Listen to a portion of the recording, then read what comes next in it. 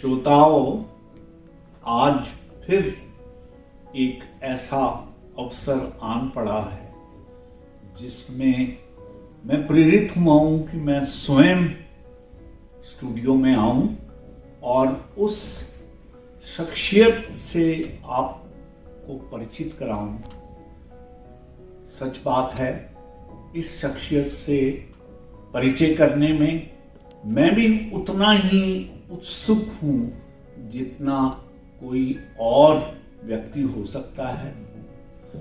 ऐसे व्यक्तियों की हमें तलाश रहती है कि हम उनको सुने, उनको समझें और साथ के साथ हम अपने श्रोताओं को भी उनसे उसी संपर्क से परिचित कराएं ताकि वो भी उतने ही लाभान्वित हो सकें जितना कि मैं स्वयं को महसूस कर रहा हूं। साथियों, आज हमारे बीच योगी जी, जो केवल नाम से ही योगी नहीं हैं बल्कि उन्होंने अपना जीवन बहुत ही साधना पूर्वक जीवन शुरू किया है और हम आज उनसे उनकी साधना की जो लंबी कहानी है। योगी जी एक नौजवान हैं जिनकी उम्र मुझे तो 30 और 40 के बीच में लग रही है। बाकी सारा विस्तार में इनसे जानेंगे कि क्यों इन्होंने ये तय किया कि ये जीवन के गृहस्थ को ना अपनाकर एक योगी का, एक सन्यासी का जीवन जिएंगे। आइए इनसे परिचय करते हैं और इनके बारे में जानते हैं। योगी जी, आपका हमारे स्टूडियो में बहुत बहुत आगमन पर स्वागत है और हम तहे दिल से आपका आभार व्यक्त करते हैं। जी सर, नमस्कार जी। रेडियो बुज के सारे श्रोताओं को नमस्कार। मेरा नाम योगी है जी। योगी जी, सबसे पहले मैं ये जानना चाहूँगा कि क्या ऐसी मजबूरी रही कि आपने एक साधारण गृहस्थ जीवन को ना अपनाकर आपने ये संन्यास का जीवन अपनाया है? जी सर, इसको हम मजबूरी नहीं कहेंगे सर जी। ये एक रिक्वायरमेंट है जी। जब हम पैदा होते हैं तो अभी पैदा होते हमें बताया जाता है कि भाई ये आपका नाम है, ये आपकी लाइफ है जी, ऐसे करिए, ये पढ़िए, नौकरी लगिए, फिर गृहस्थ जीवन जी। लेकिन रियलिटी क्या है? जी। जब हम स्वयं को फील करते हैं ना तो हमारे अंदर ही वो चीजें हैं जो हमें बताएंगी कि रियलिटी है क्या। रियलिटी में ये सब करने नहीं आए हम। हाँ, हो सकता है कि कुछ पार्ट हो लाइफ का, लेकिन सच्चाई कुछ और है सर जी। मनुष्य जीवन जो मिलता है, मेरे ख्याल से स्वयं को उस खुमारी में ले जाने के लिए, स्वयं को उस आनंद से परिचित कराने के लिए, जिसका कि हमारे मतलब पूर्वज जो महात्मा हैं उन्होंने भी जिक्र किया है। कबीर ने तो इसको खुमारी बोला है जी। साइंटिस्ट भी इसको बोलते रहे हैं कि मनुष्य एक एनलाइटमेंट प्राणी है, पृथ्वी पर सभी प्राणियों से बिल्कुल अलग है। ऐसा ही कुछ मैं भी था। तो गांव में तो वैसे ही गांव में जन्मे हम, सोनीपत डिस्ट्रिक्ट में जी। पुरखास गांव है हमारा। ओके। तो वहाँ पे क्या था कि हर चीज सर बहुत ही कमी होती है, हर चीज की जी। खाने की कमी है जी। हर चीज को मतलब एक कमियों में जीवन होता है जी। लेकिन फीलिंग ऐसी कि जैसे हम कोई सम्राट हो। जी। कोई जरा सा कुछ बोलते तब फील होता है कि भाई यार इसने मुझे बोला, हालांकि मैं कुछ नहीं हूँ अगर सांसारिक रूप से देखा जाए तो। जी। लेकिन अंदर कोई है जो हमें ये फील कराता है कि आप कोई साधारण व्यक्ति नहीं हो। जी। तो अगर ऐसी फीलिंग हमारी है कि हम साधारण नहीं है तो वाकई में कोई ऐसी चीज है, हमें जानना चाहिए कि हम कौन है। और इसी फीलिंग ने सर 10th तक पूरा हिला दिया मुझे कि यार ये अगर लाइफ है तो ये नहीं चाहिए। मुझे जानना है कि मुझे करना क्या है और मैं कौन हूँ, क्यों ये चीजें मुझे पिंच होती हैं, क्यों मेरे को ऐसी फीलिंग आती है कि I am not a ordinary person. तो उसी तलाश में फिर धीरे धीरे कुछ ऐसी भी चीजें ढूंढी सर। कुछ जैसे कि सोचिए अमीर बनिए, शायद पैसा ही सब कुछ है जी। लेकिन उस फील्ड में गए, ऐसे शिव खेड़ा है जैसे कि बहुत बड़े बड़े मतलब जो भी आज मोटिवेशनल स्पीकर हैं, ऑथर्स हैं, उनको पढ़ा। बट वो भी संसार तक ही कोई स्टेबिलिटी बता रहे हैं कि भाई इससे हम फाइनेंशियली प्रिपेयर हो सकते हैं, लेकिन मेंटली उनके पास भी कोई सॉल्यूशन नहीं था जी। फिर मैंने थोड़ा सा मतलब वेदों को कबीर को तो बचपन से ही पढ़ा था हमने। जी जी कुछ ख्याल आया कि इस साइड कुछ हो सकता है, जी। उस साइड फिर चीज़ों को समझा तो रियली में एक अध्यात्म वर्ड से हमारा नाता हुआ कि अध्यात्म भी कोई चीज़ है। फिर एक मेरे फादर भी अक्सर बोलते थे कि सदाचारी बनो, ब्रह्मचारी बनो। तो वो भी अक्सर ऐसी ऐसी बातें करते थे, हालांकि पता नहीं उनको पता था कि नहीं पता था। जी जी क्योंकि वो सिर्फ बोलते थे। हाँ लेकिन वो बोलने को मैंने सोचा कि इसको पूरा करके तो देखा जाए। ठीक है। अभी कई बार मेरे फादर पूछते हैं यार तो शादी कर ले। हाँ अभी मैंने तो वो सिर्फ ऐसे बोला था कि ब्रह्मचारी बनो का मतलब कि ब्रह्म का आचरण, ओके बट शायद तूने उसको ज्यादा सीरियसली ले लिया। ऐसा भी हुआ है सर। हाँ तो सर यही एक प्यास थी जो मैं जानना चाहता था खुद को, हाँ और रियलिटी जब समझ में आई कि लाइफ ये है।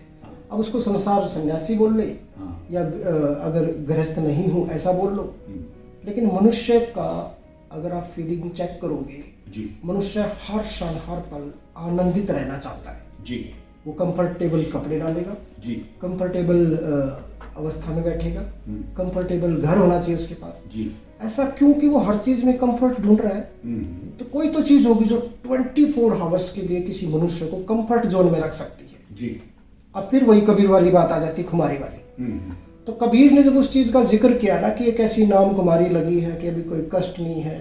गीता में श्री कृष्ण ने कहा स्थित प्रज्ञ व्यक्ति, ऐसा व्यक्ति जिसको न दुख में दुख है न सुख में सुखी, हम्म, वो बिल्कुल स्थित है एक जगह। हम्म, वो बस जीवन को साक्षी की भांति जी रहा है। हाँ। फिर ओशो की बात आती है, ओशो ने भी साक्षी को बहुत महत्व दिया है। जी तो इन सब चीजों को देखते हुए चुनाव हुआ कि क्यों ना उस खुमारी को खोजा जाए, क्यों ना हम अपनी रियल पहचान को खोजें। जी ये कोई मजबूरी नहीं थी, कोई प्रेशर नहीं था, ये अंदर की सोच थी, अंदर के विजन को कंप्लीट करना था। जी। तो उस यात्रा में फिर इसको आप कुछ भी नाम दे सकते हैं, अध्यात्म बोल सकते हैं, कुछ भी बोल सकते हैं। जी बहुत खूब। बाकी है युग जी, मैं आपकी बहुत सी बातों में से बातें भी समझ रहा हूं और उसके बीच में छुपा हुआ आपका दृष्टा भाव भी मुझे समझ में आता है। क्योंकि मेरा ये मानना है कि अक्सर कहा जाता है कि छोड़ बाहर को, मन को देख, और भीतर है जो धन को देख। क्यों भटके हैं मंदिर मस्जिद, अपने भीतर फन को देख, अपने भीतर फन को देख। मैं ये समझता हूं आपने बहुत अच्छे से अपने भीतर के फन को पहचाना, लेकिन इस पहचान के रास्ते पे चलते हुए आपने कौन कौन से पड़ाव पार किए हैं, आइए आज हम उनके बारे में बात करें। अभी जैसे कि मैंने बताया था गांव के ही परिवेश में थे जी लेकिन फीलिंग थोड़ी सी अलग थी। जी तो 10वीं पास की हमारी बुआ जी घर पे आई हुई थी, जी वो करनाल में रहते हैं। तो वो घर पे आई तो उन्होंने कहा कि मेरे पापा से रिक्वेस्ट की कि इसको मैं अपने घर लेके जाऊँ जी और ये मुझे बहुत अच्छा कुछ अलग सा जहीन सा बच्चा लगता है जी इसको मैं पढ़ाऊंगी वहाँ पे। ठीक है। तो बुआ जी ले आई मुझे, और एक बार सर ऐसे ही करनाल के रेलवे स्टेशन पे, तब मेरा आना जाना लग गया, कभी मैं घर था कभी करनाल था। तो करनाल के रेलवे स्टेशन पे मैंने एक बुक देखी थी जिस पे लिखा था जला तो दिए हैं जलाए रखना। बहुत अच्छा। उस बुक ने ना थोड़ा सा मुझे हिला दिया। और जला तो दिए हैं जलाए रखना, जलाए रखना, ये ओशो की पुस्तक थी जी वो फर्स्ट इंप्रेशन था मेरा ओशो के साथ। जी। ये वर्ड कहीं ना कहीं मेरे दिमाग में था सर, और मुझे हमेशा ये डर रहता था कि मैं कुछ बहुत अच्छा कर सकता हूँ पर उसको कंटिन्यू रख पाना मेरे लिए बहुत मुश्किल है।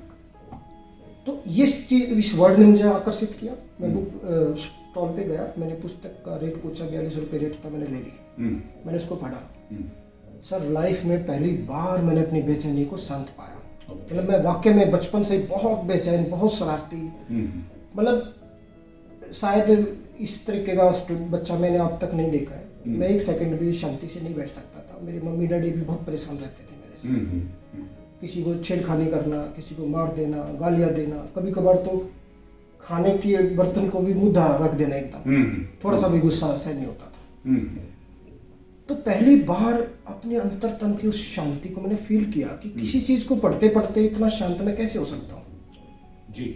और साथ साथ एक डर भी पकड़ने लग गया, पुस्तक तो खत्म होती जा रही है, खत्म होने के बाद क्या होगा। बिल्कुल ठीक है। लेकिन जैसे ही पुस्तक खत्म हुई उसके लास्ट पेज पर कुछ ऐसी पुस्तकों के नाम मिले मुझे, जी शायद मुझे कोई गोल्ड माइन मिल गया हो, कोई खजाना मिल गया हो। बिल्कुल सेकंड पुस्तक संभोग से समाधि की ओर का मैंने चुनाव किया, जी क्योंकि ये मेरी लाइफ से जुड़ा एक बिल्कुल स्पष्ट था कि जी। ये चीज़ मुझे चाहिए, मुझे देखना है इसको। जी सर वो पुस्तक जब मैं पढ़ रहा था तो मेरे मित्र हैं, मेरी बुआ के लड़के भी हैं और मेरे मित्र भी हैं, मिस्टर ऋषि राज उनका नाम है, तो वो मेरे साथ रहते थे और वो भी मेरी चीज बातों को समझते थे।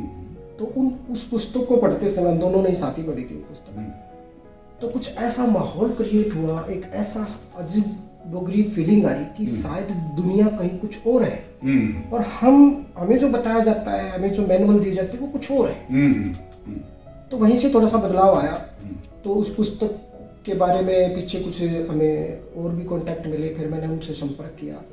तो एक व्यक्ति मिले मुझे करनाल में, तो उनका एड्रेस मिला, मैं उनके घर पे गया।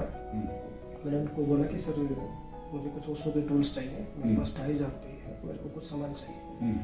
तो उस व्यक्ति ने मुझे थोड़ा सा अचंभित से रूप में देखा, फिर भी मुझे ले गया, कोई बात नहीं। अंदर एक रूम था, उसमें इतना सारा लिटरेचर था, इतनी सारी कैस्ट मैगजीन, मैं तो देख के हैरान हो गया। मैं कहा यार इतना सारा तो मजा आ जाएगा। फिर भी उसने मुझे बोल दिया कि जितना तुझे चुनना है चुन ले, बाकी मेरे ख्याल से बहुत कम चार्ज लगाया उसने मुझे, काफी सारा टूल्स मेरा आ गया। तो उसको लेके मैं चला गया। नेक्स्ट टाइम जब मैं दोबारा फिर उनके पास गया हूँ तो उनको थोड़ा अचंभा हुआ इस बात का कि मैंने उनसे पूछा भी कि इतना सारा टूल्स आया कैसे, कौन है, क्या है इसका सोर्स। तो उन्होंने बताया मेरा बेटा इसको सुनता था, वो अब दुनिया में नहीं है, एक्सीडेंट में उसकी डेथ हो गई है और उसको भी मैं डांटता रहता था अक्सर, और तू तो युवा है, आपका क्या दिमाग खराब हो गया, आप 2500 रुपये इन किताबों पे लगा रहे हो, कहीं कुछ और किताब पढ़ो, कुछ करियर बनाओ। तो सर उन्हीं से लिए गए टूल में से मैंने एक कैस्ट निकाली, सीडी प्लेयर, सीडी था शायद, तृष्णा गई एक बूंद में। मैंने उनको पकड़ा दी, मैं सर प्लीज ये सुनना, नेक्स्ट टाइम अपने मिलते हैं। तो शायद उन्होंने इस बात से वो प्रेरित हुए कि एक युवा इस चीज को सुन रहा है और मेरे बेटे ने पूरा घर भर दिया, तो कुछ तो बात हो गई यहाँ पे। तो उसने उसको सुना होगा, लेकिन नेक्स्ट टाइम जब हम जाते हैं तो रियली में इतना हमारी केयर कर रहा है, हमारे लिए चाय भी पूछी है, जबकि पहले तो ढंग से बात भी नहीं कर रहे थे। तो और उस टाइम ओशो की सीडी चल रही थी वहाँ पे जब हम गए। तो उन्होंने काफ़ी देर बात करी, तो वहाँ से हमें सब रास्ता मिल गया। उन्होंने फिर हमें आश्रम का बारे में बताया, फिर हमने कुछ शिविर अटेंड किए, तो रियली में उस फीलिंग को हमने जीना शुरू किया। और उसके बाद तो फिर सर रुकने का तो नाम ही नहीं है। जैसे कि आपने पूछा कि इसके जो पड़ाव हैं, पड़ाव यही है सर, ये एक से एक ऊपर चीज़ें होती रही जी। कष्ट तो बहुत आते हैं, हर किसी की लाइफ में आते हैं, लेकिन ये यात्रा इतनी सुगम हो जाती है कि कष्ट भी आपको आनंदित करने लगते हैं। जी बिल्कुल। चैलेंज भी आपके लिए मतलब कुछ सिखाने वाले बन जाते हैं। पहले एक हेडेक रहती थी माइंड में कि यार ये मेरे साथ कैसे हो सकता है, ये तो मैंने नहीं सोचा था।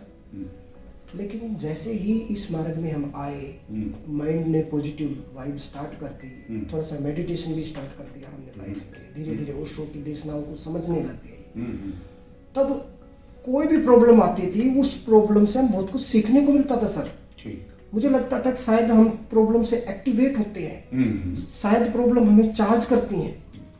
ये बिल्कुल फीलिंग बदल गई और यही हमें चाहिए था सर। और एक टाइम ऐसा भी आया, अब भी तो मेरे ख्याल से एक ऐसा जोन है कि शायद मैं एक आनंद का गोला हूँ और मुझे उसके साथ रहना है, ऐसा फील होता है सर। अभी बाहर जो चल रहा है, मुझे नहीं पता क्या हो रहा है, ये सब अपने आप कुछ प्लानिंग चल रही है, मैं उनके साथ मौजूद रहता हूँ। मतलब जैसे साक्षी वाला जीवन हो गया, एक दृष्टा की बात मुझे अपनी लाइफ देखनी है, वो मजेदार है।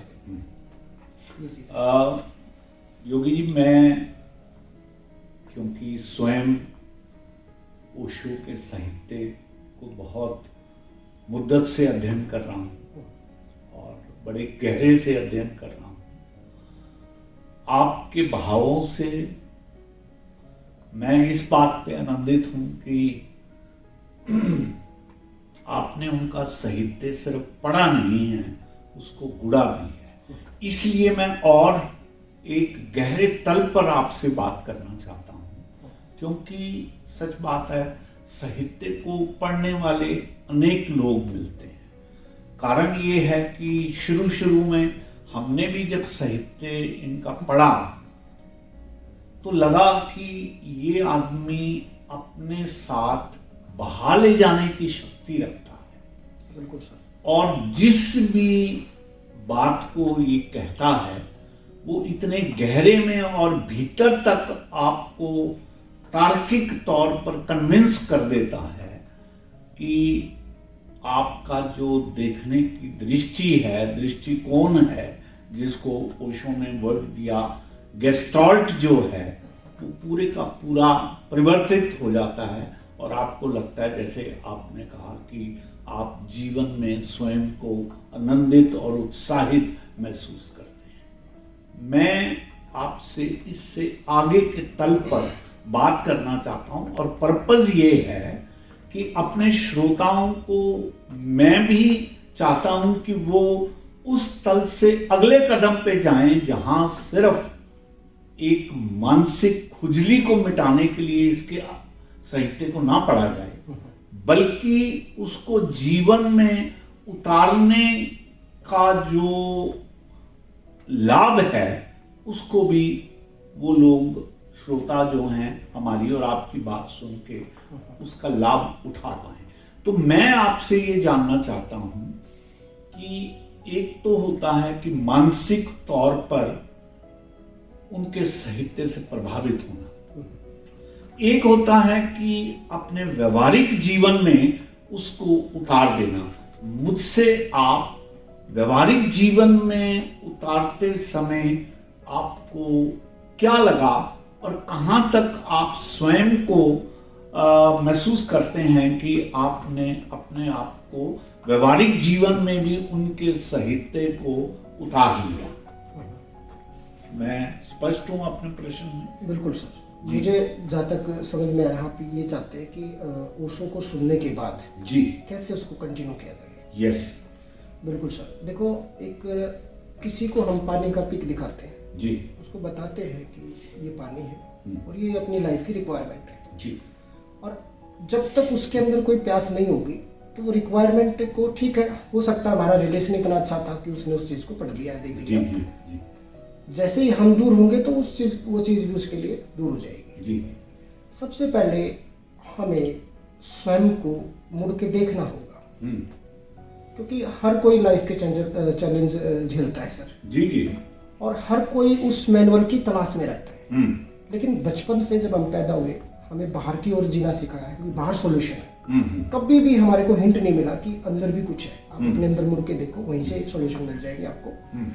तो पहली बार ओशो से हमें ये एहसास मिलेगा कि आप अपने उस मैनुअल को अंदर ढूंढिए। मैं थोड़ा सा अपने बारे में ही इसको एक्सप्लेन करता हूँ। हाँ, अक्सर मुझे नहीं समझ आ रहा था सर मैं कैसे जीऊँ।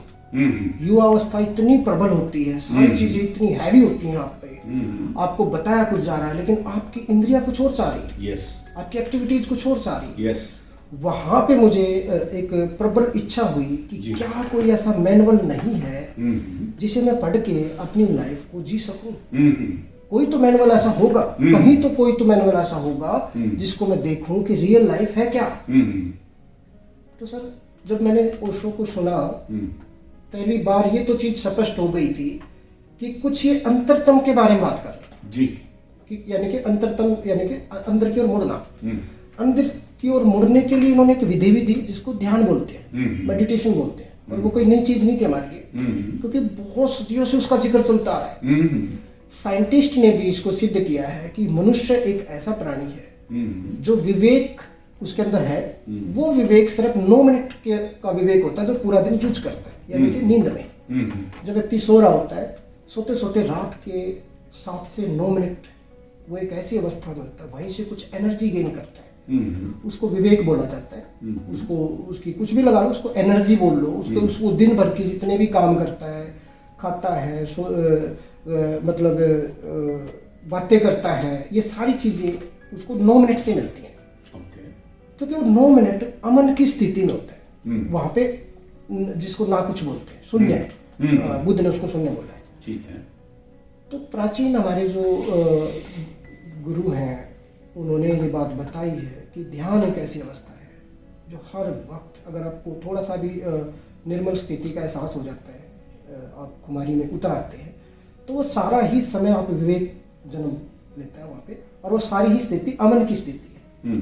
इसके लिए कई और भी बहुत सारी उदाहरण ओशो ने दिए हैं इस चीज को लेकर कि ध्यान हमें अमन की अवस्था में लेके जाता है। बुद्ध ने बताया सुनने की अवस्था में लेके जाता है, और ये चीज साइंटिस्ट ने भी सिद्ध कर दिया है कि शून्यता नगण्यता ही आदमी को विवेक पैदा करवाती है। तो जो विवेक जो हमारे अंदर है, हम लाइफ में सब उसका यूज कर सकते हैं सर, उसको बढ़ा नहीं सकते। वो सिर्फ बढ़ता है रात के 9 मिनट में, लेकिन 9 मिनट बहुत कम है, क्योंकि हमें बहुत ज्यादा एनर्जी चाहिए काम करने के लिए। तो इसलिए ध्यान की अवस्था में जाना बहुत जरूरी है।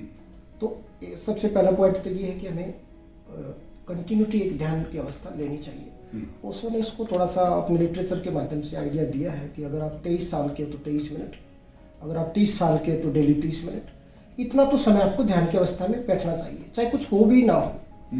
ध्यान को समझने के लिए जब थोड़ा सा आप और गहराइयों में जाओगे तो आपको थोड़ा सा पता चल जाएगा कि उसका टेस्ट बिल्कुल अलग है। अभी जो पानी का टेस्ट हमें नहीं पता, लेकिन पानी पीते हैं जब हर रोज पीते हैं, धीरे धीरे वो टेस्ट एडिक्ट करता है हमें, और हम उस टेस्ट को पसंद करते हैं। क्योंकि ऐसा ही परमात्मा ने हमें बनाया है कि हम कोई भी चीज को एडिक्शन के आधार पर ग्रहण करते हैं। संसार में कितनी चीजें ऐसी जिनका टेस्ट अच्छा नहीं है, लेकिन लेते हैं आदमी, क्योंकि धीरे धीरे वो एडिक्ट हो जाते हैं उस चीज में। तो इसी तरीके से हम अपने आप को ध्यान अवस्था में लेके आए। जैसे जैसे आप डेली खुद को थोड़ा ध्यान अवस्था में लेके आते हैं, तो पहली बार मेरे ख्याल से ओशो ने इसको टाइम दिया 21 डेज का। 21 डेज में पहली बार आपको ऐसा एहसास होगा कि आप बहुत ज्यादा समझदार हो गए, आपकी डिसीजन मेकिंग पावर बढ़ गई है, आपके साथ लोग ज्यादा मिलना पसंद कर रहे हैं, आपके साथ लोग बैठते हुए अच्छा फील कर रहे हैं। ये अवस्था आपको समझाएगी कि आप उस अवस्था में ठीक जा रहे हो। जब ज्यादा मात्रा में ध्यान और बढ़ता है तो धीरे धीरे आपके हालात, आप पूरी सृष्टि को समझने लगते हो, और वो फिर बहुत ही आनंदित यात्रा है। तो सबसे पहले उस मैनुअल को एक्टिवेट करने के लिए आपको इंटरनल बोलना पड़ेगा, और उस मैनुअल के लिए जरूरी है हमें ध्यान अवस्था में आना। तो जितनी भी ओशो द्वारा ध्यान की प्रक्रियाएं बताई गई हैं, उनमें से किस प्रक्रिया को आपने चुना और आपको सबसे बेहतर लगी? सर, अक्सर आप जब अध्यात्म की ओर जाओगे, इतनी सारी विद्या मिलेंगे आपको। राम का नाम लो, फलाना मंत्र लो, और ये मंत्र है इससे हो जाएगा, माला जपो, ये धूप बत्ती होनी चाहिए, ये सब, मतलब इतना सब कुछ है।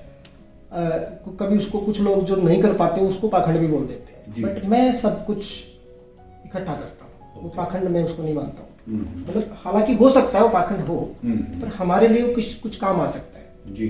हम उन सी चीजों को इकट्ठा करते हैं, उससे कुछ एनर्जी तैयार करते हैं और अपने ध्यान अवस्था में लगाते हैं।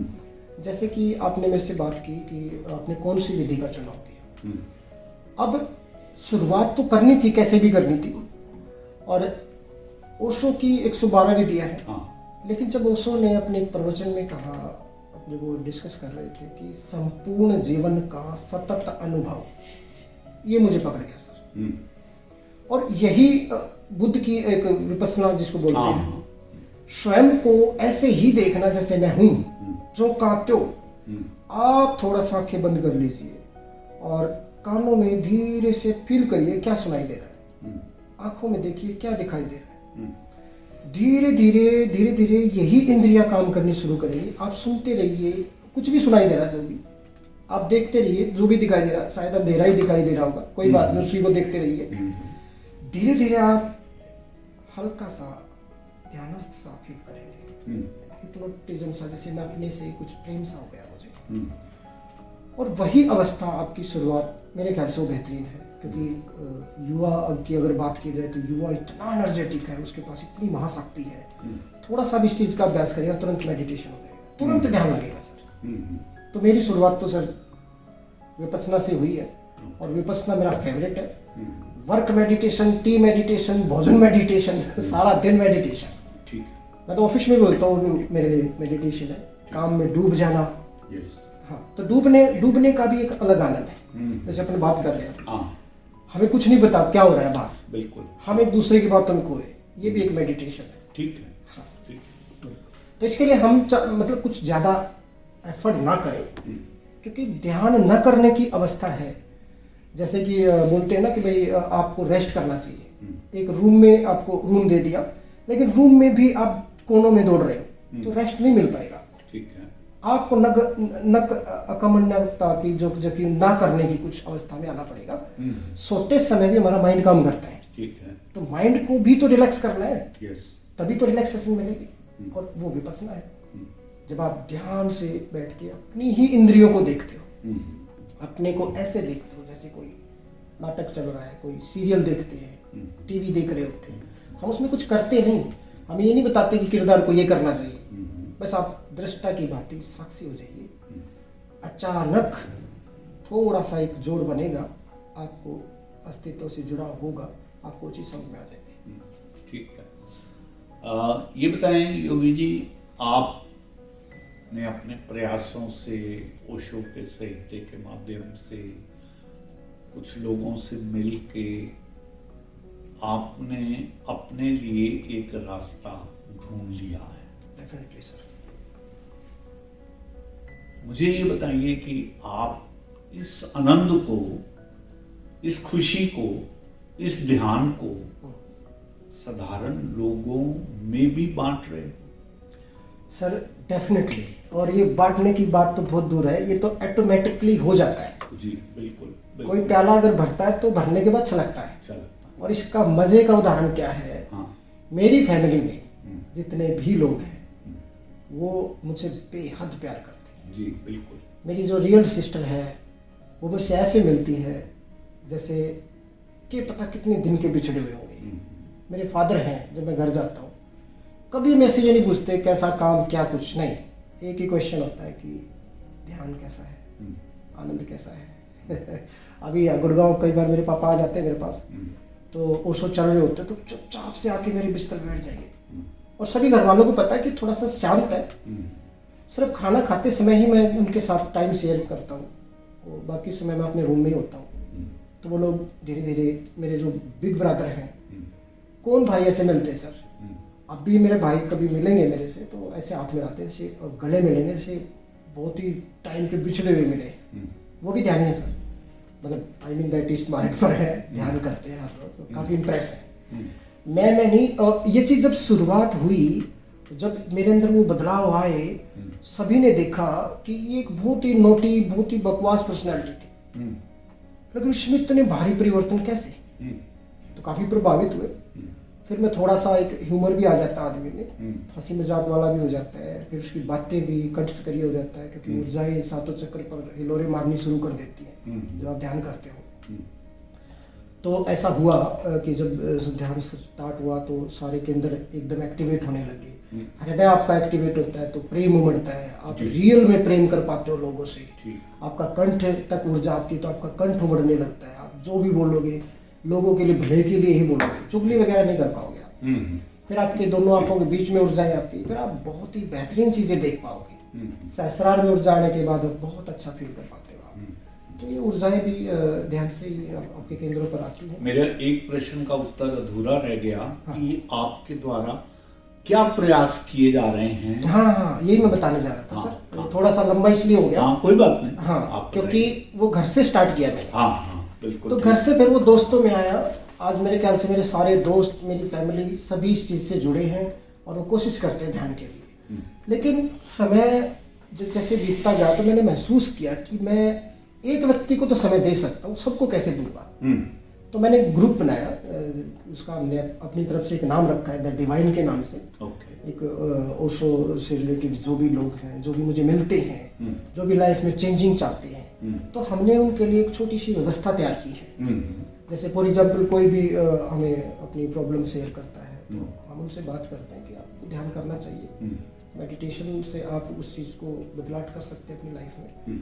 और कई बार सर हमारी प्रॉब्लम के रीजन है, हमारी हेल्थ भी हो सकती है, तो हेल्थ के साथ भी हम एक डाइट चार्ट बनाते हैं। डाइट चार्ट के बाद उसको 21 दिन के लिए कुछ ऐसे डेली रूटीन, आपको क्या करना है 21 दिन तक, वो कुछ भी इतना हार्ड नहीं है, नॉर्मल है, बट उसमें क्या होता है 21 दिन के अंदर आदमी खुद को फील करना शुरू कर देता है, वो खुद को हील करता है, हीलिंग करता है खुद के साथ।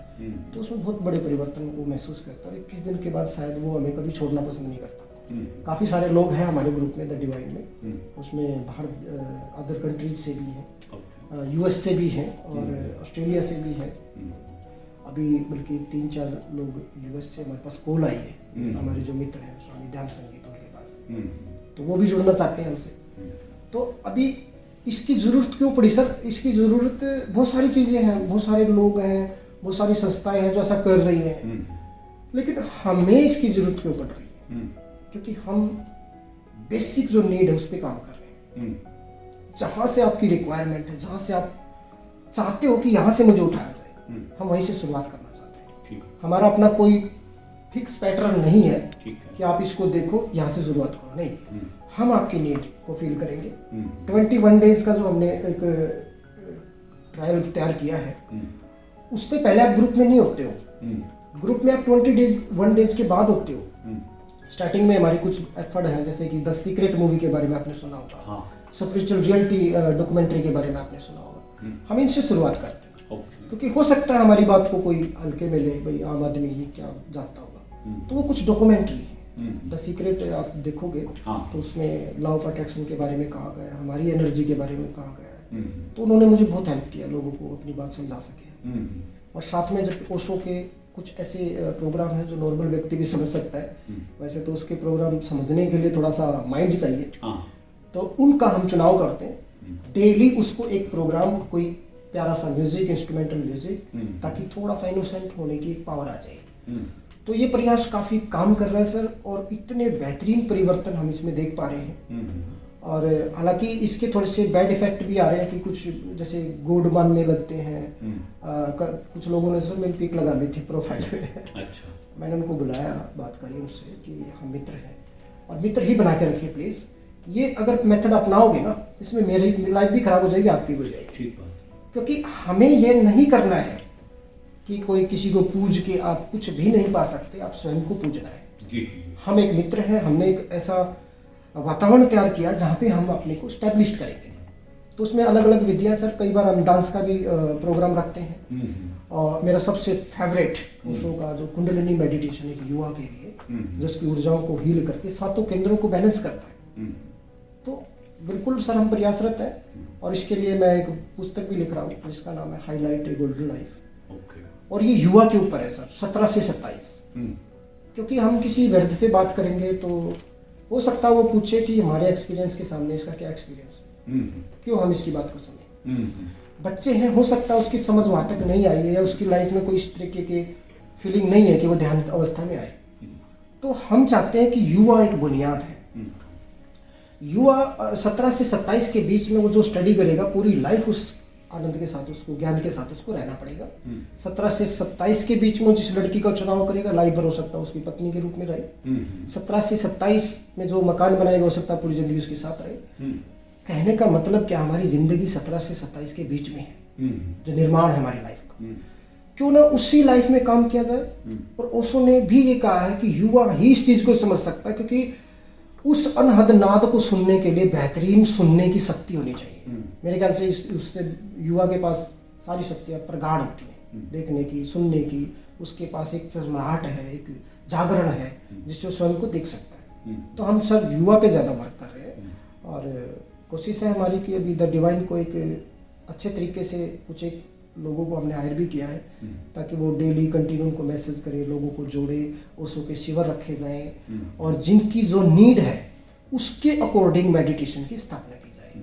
इसके लिए हमने थोड़ी सी शुरुआत सेक्टर 56 में करी है, बट वो ठीक से सक्सेस नहीं हो पाए हैं अभी, बट शुरुआत है सर, बहुत अच्छे से होगा, पूरे पॉजिटिव इस मामले। योगी जी, सच बात है कि अभी तक जो मेरी धारणा आपके प्रति बनी है, वो एक ऐसे शख्सियत की बनी है जो बहुत जेन्युइनली इस प्रयास में आगे बढ़ रहा है। बिल्कुल सर। परमात्मा आपको यही बुद्धि बनाए रखे।